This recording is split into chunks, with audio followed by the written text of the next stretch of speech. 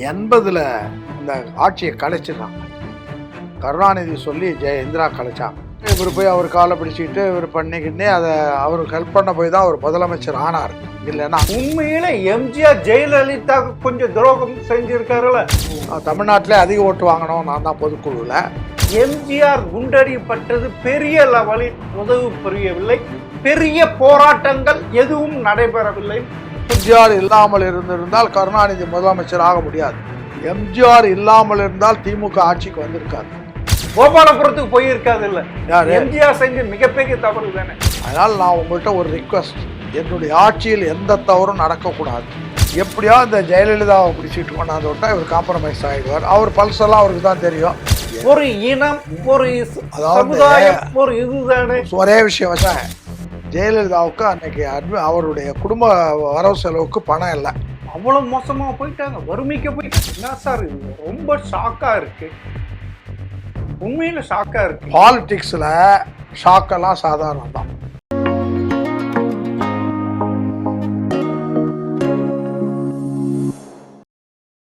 GeM TV நேயர்களுக்கு வணக்கம்.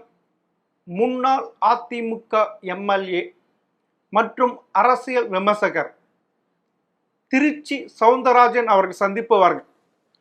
வணக்கம் சார். உண்மையிலே எம்ஜிஆர் ஆட்சியில் 1997 இருந்து 80 வரைக்கும் ஒரு கரப்ஷன் இல்லாத கவர்மெண்ட்னு சொல்றாங்க. அது எப்படி உண்மைதானா? 100க்கு 100 உண்மை, 100க்கு 100 உண்மை. ஒன்றும் கரப்ஷன், எந்த கரப்ஷனும் அப்போ கிடையாது. அதோடு அதுக்கு என்னன்னா 80ல் அந்த ஆட்சியை கலைச்சிடுறாங்க. கருணாநிதி சொல்லி இந்திரா கலைச்சாங்க.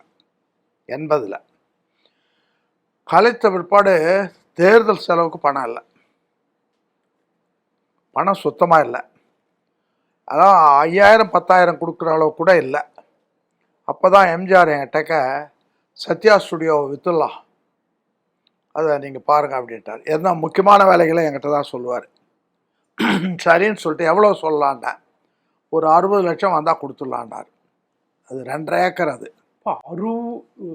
80லேயே 60 லட்சம் அப்படின்னாரு. சரி அப்படின்னு நான் பேரம் பேச ஆரம்பித்தேன். 50லேருந்து வந்தது, 50, 51, 52ன்னு வந்தது. அப்புறம் அப்படியே கொஞ்சம் போனதும் இது மாதிரி 55, 56 வரைக்கும் வருது. என்னென்ன இல்லை கொஞ்சம் பாருங்கள், நிதானமாக பாருங்கள், கொஞ்சம் ரொம்ப கம்மியாக இருக்குது அப்படின்னாரு. அதுக்குள்ளே வேறொரு இடத்துலேருந்து எம்ஜிஆர்கிட்ட ஒரு 20 லட்சம் கொண்டாந்து கொடுத்துட்டாங்க. செட்டிநாட்டுக்காரங்க கொண்டாந்து கொடுத்துட்டாங்க.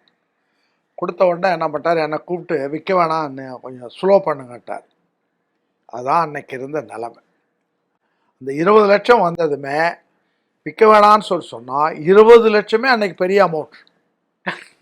புரியுதுங்களா? அப்படி தான் கட்சி இருந்தது. ஒரு தப்பும் நடக்கலை.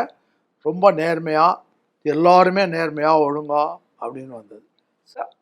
அந்த காலகட்டத்தில் எம்ஜிஆர் அவர்கள் தனக்கு முதல்வர் பதவியே வேணாம், நான் வருமான வரி கட்ட வேண்டிய இதில் இருக்கிறேன், அதனால் நான் திரும்பவும் சினிமாவில் நடிக்க போகிறேன்னு சொல்லியிருக்காரு.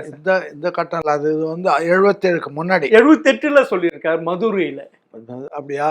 ஆமாம், அதான் அவர் சொல்லுவார். ஆனால் அந்த பணத்தை கட்டிட்டாரு. அதாவது இது வருமான வரி பாக்கி இருந்ததாக 1.5 லட்சம் பாக்கி இருந்தது. 1.5 லட்சம் பாக்கி. இது நீங்கள் சொல்கிறது அவர் 78ல் கடந்த வரலாறு சொல்லியிருப்பாரு. இல்லை அப்போ அதனால நான் படத்தில் நடிக்கணும் சொல்லியிருக்காரு.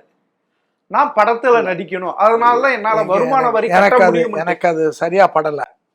எப்படி சொன்னாருன்றது 72ல் கட்சி ஆரம்பித்த பிற்பாடு அந்த நேரத்தில் இவருக்கு 1.5 லட்சம் ரூபாய் டியூ இருந்தது.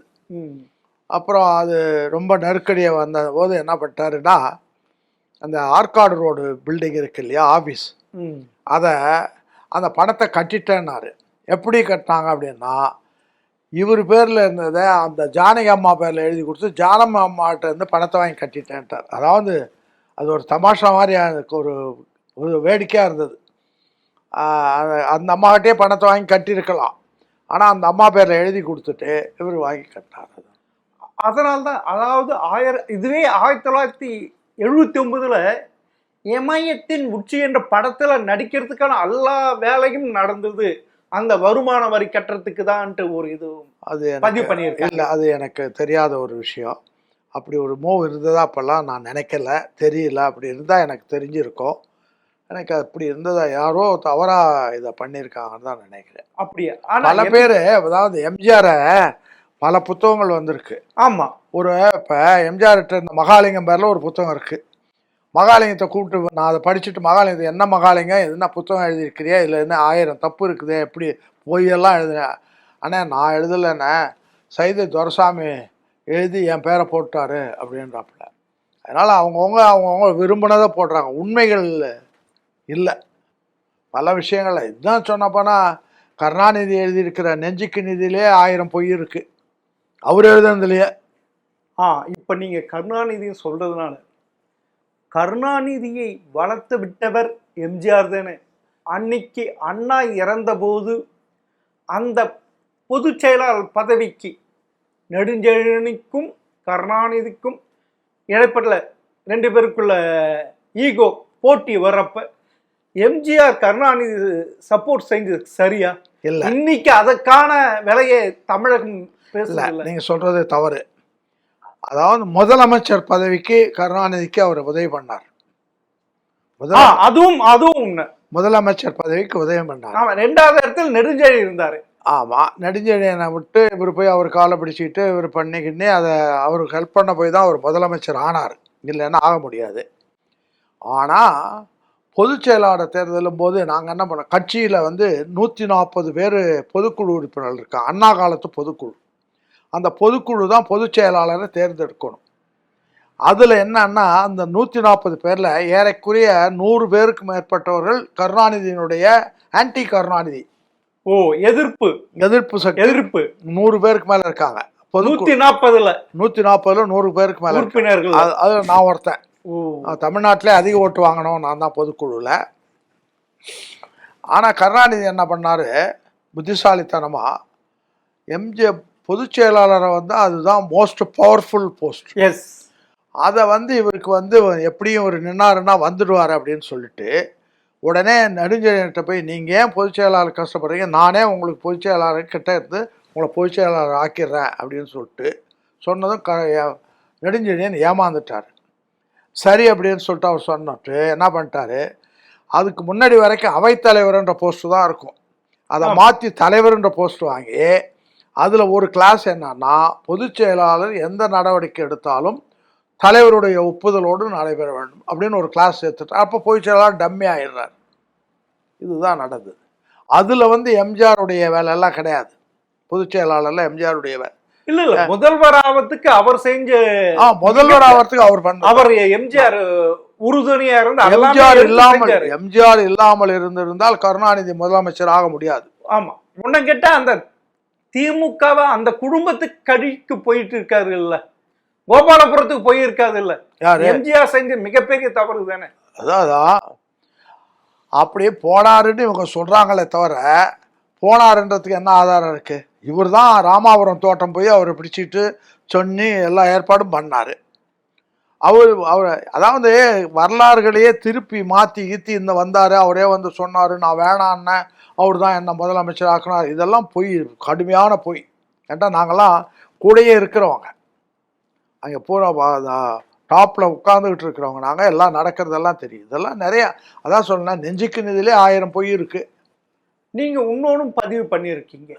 1967 நடைபெற்ற சட்டமன்ற தேர்தலில் எம்ஜிஆர் குண்டடிப்பட்டது பெரிய லெவலில் உதவி புரியவில்லை, பெரிய போராட்டங்கள் எதுவும் நடைபெறவில்லைன்னு சொல்லியிருக்கீங்க. ஆமா, வாஸ்தவம்.